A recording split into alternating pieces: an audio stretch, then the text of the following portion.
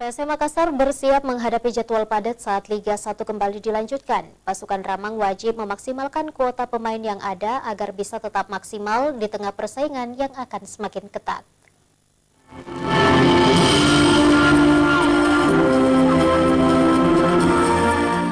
Liga 1 musim ini akan kembali bergulir paling lambat pada 2 Desember mendatang. Semua tim akan menghadapi jadwal padat termasuk PSM Makassar, mengingat kompetisi ditargetkan bisa rampung pada November tahun depan. PSM sekarang masih memiliki 24 pertandingan sisa, artinya Rashid Bakri dan kawan-kawan akan melakoni 5-6 pertandingan dalam sebulan. Di tengah jadwal padat, tim sering pula mendapati beberapa persoalan, seperti pemain yang dipanggil memperkuat timnas maupun potensi pemain cedera hingga akumulasi kartu. PSM Makassar pun diminta untuk memaksimalkan kuota pemain yang ada. Hal itu perlu dilakukan agar bisa tetap maksimal di tengah persaingan yang akan semakin ketat.